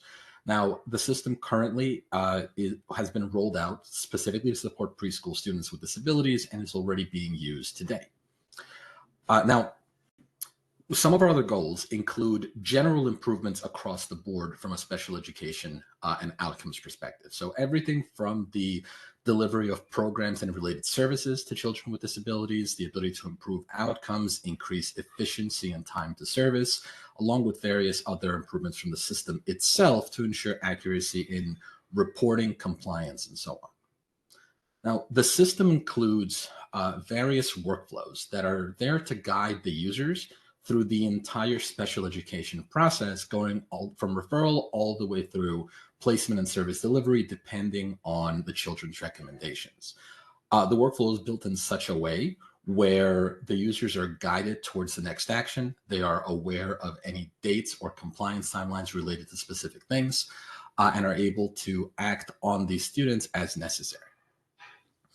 All the documents and actions that take place on a student are captured within Atlas. So whether these are supporting documents or documents that are generated by the system that are then used to communicate with parents or to mail to parents, capturing all of the information around their child and the case. So it's all in one system. It's not, users don't have to go into multiple places. And once Parent Portal rolls out, all of that will be, of course, available to the parents as well to ensure that they have an easy and clear way to know exactly what is happening with their child and their case within DOE.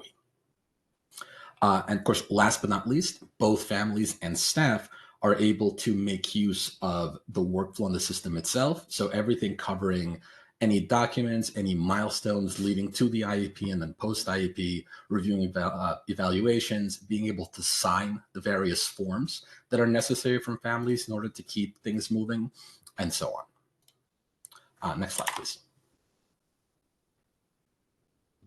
So I'm going to hand this over to, I think, Robin to walk us through some of these improvements. Hi, everyone. My name is Robin Bachner, and I'll be reviewing some of the improvements that EI providers and parents will see with the implementation of Atlas.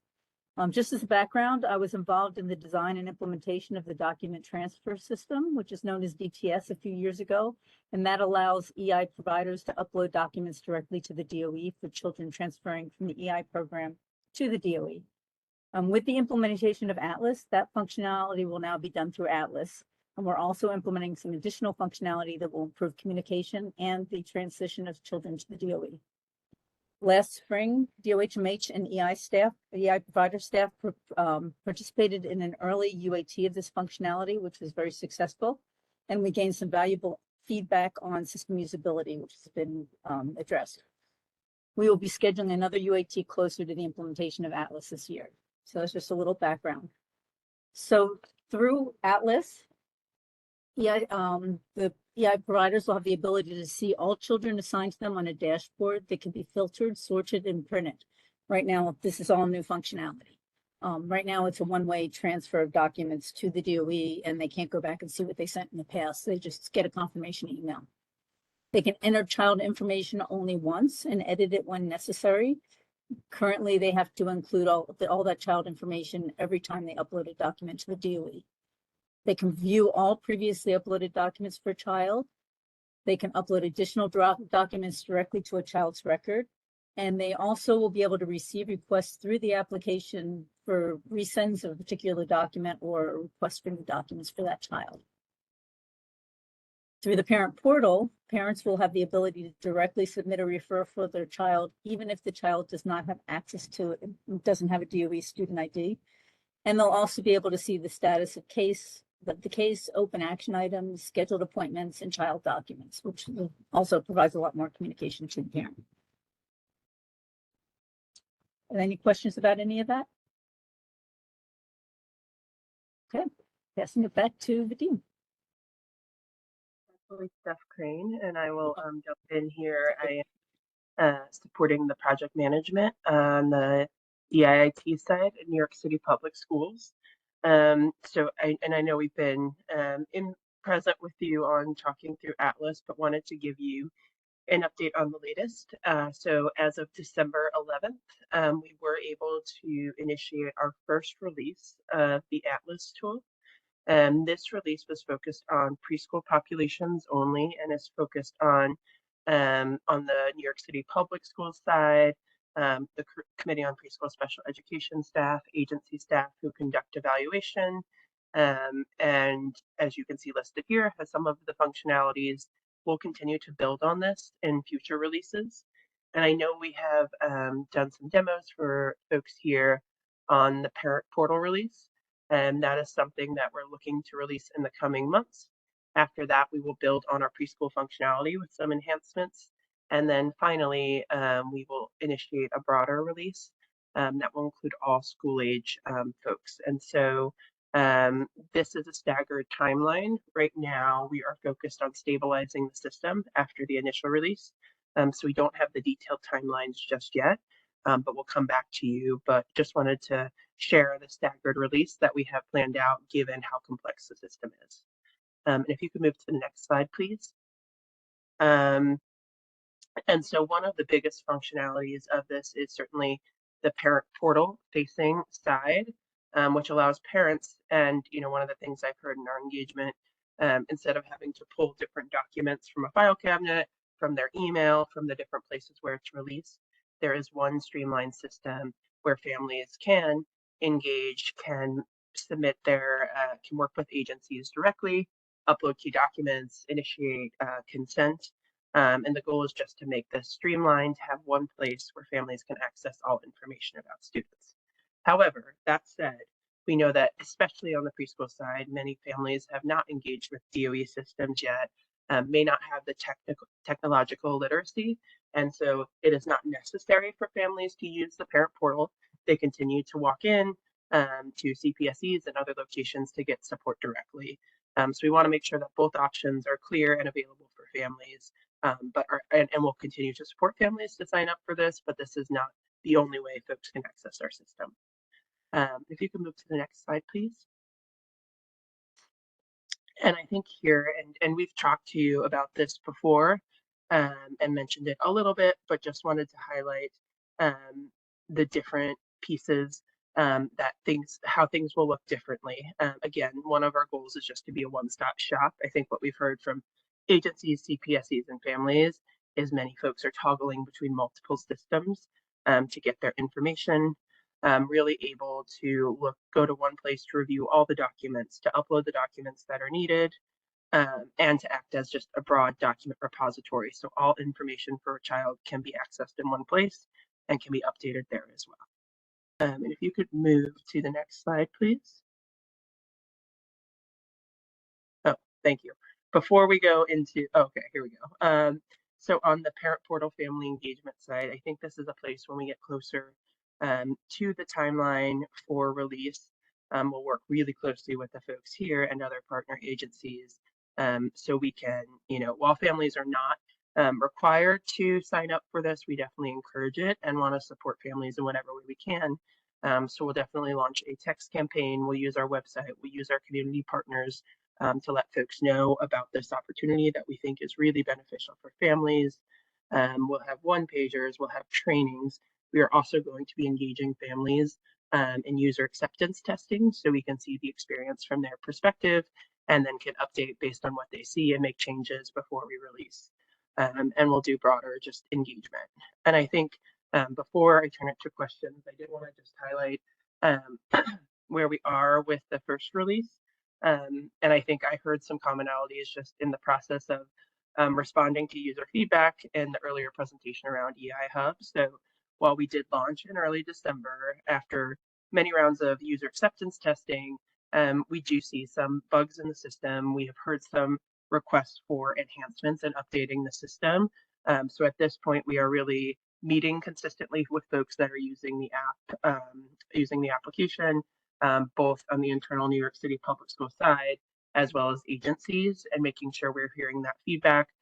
We also have a schedule for deploying different additional enhancements and releases. Up to this point, we've been issuing fixes and updates on a nightly basis. Soon we will be readjusting to a bi-weekly schedule, but it really has been a dynamic process. I think there have been challenges and we've been working to respond in the moment and continue to support, similar to what I saw in the EI Hub presentation, really making sure our help desk is readily available to troubleshoot. And if there are places where we need to bring that to a developer's perspective, we certainly do that. And so are just really the engagement piece here of hearing feedback, of working with users, and then updating the system to respond to the needs has been a really big part of how we have approached Atlas so far. So that's really high level, and I want to leave a bunch of time for questions. But before I do that, Jessica Wallenstein, was there anything that you would add to what I shared just here? Thanks, Steph. And hi, everyone. Jessica Wallenstein. I'm Senior Executive Director for the Committees on Special Education at New York City Public Schools. I just wanted to, call out that, once the parent portal functionality is launched, EI service coordinators will continue to be able to submit referrals on behalf of families. So CPSEs will get those, but we're really encouraging families to still sign up for the parent portal, because by doing that, our hope is that the CPSE process becomes a much smoother, streamlined process for families where they can actually schedule their preschool evaluations within the system. So as Steph said, we're still going to be accepting referrals in all ways, off outside of parent portal, obviously through service coordinators. But we still are going to really be encouraging families to sign up for the portal. And if they don't do it when they start their CPSE journey, they can do it at any time and gain access to that information. So it's not like they need to do it if they're uncomfortable right away, but we welcome them to gain access when they're ready. And wanted to point this out because I know so many of the folks who are listening in today engage directly with families and directly with service coordinators. And once we get closer to the launch of the parent portal, we would very much appreciate your getting the word out on the benefits of getting NICSA accounts and so that families have direct access to all their information. Thanks, Steph.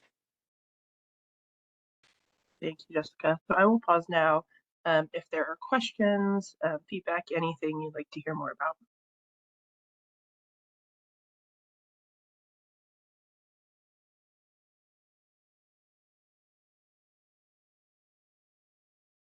So let me just put it out there. If you would like to engage parents directly in UAT of the parent portal, I think that engaging EI families would be a wonderful idea, and the Bureau of Early Intervention would really love to help you with that. And we might engage our partners. We might engage Danny and United for Brownsville to help connect you with families from a broad range of communities so that you can have that feedback. I think my question is, and I think I just want you to address it, a question that would come up is, can a service coordinator set up a NICSA account on behalf of a family?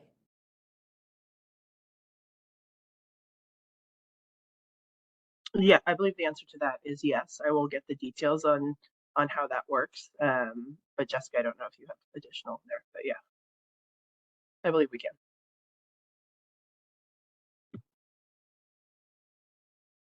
Okay, thank you.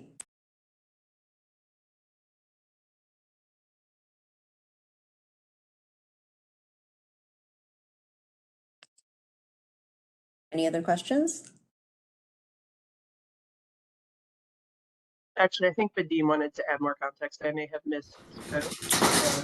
Yeah, I can add a little more context. So the coordinators could work with the family to register the NICSA account, but they cannot do it on behalf of the family because the registration process requires access to the email address that's being used to register. So once you actually sign up, you have to go to the email address and click the link and complete the registration process. So ultimately, it will still require collaboration between the parent and the coordinator. It can't just be done on behalf of the parent without their involvement.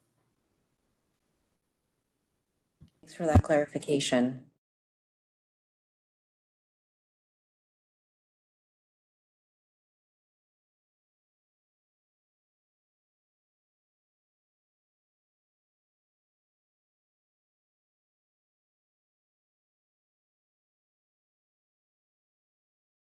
Okay, Liz? Nope. We'll move on to the LEICC committees. At this time, I don't have any LEICC committee reports. Have public submitted? There are no comments. Okay, there are no comments. With that, I will say this meeting is adjourned. Thank you so much. We got a lot of information today, need to digest, and we are hoping that this collaboration is going to go smoothly with all our new Atlas and our EI hub. So thank you, everyone, and enjoy your day. Thank you. Thanks, everyone. Have a great day. Yeah, bye. Bye. Thank you. Thank you. My God.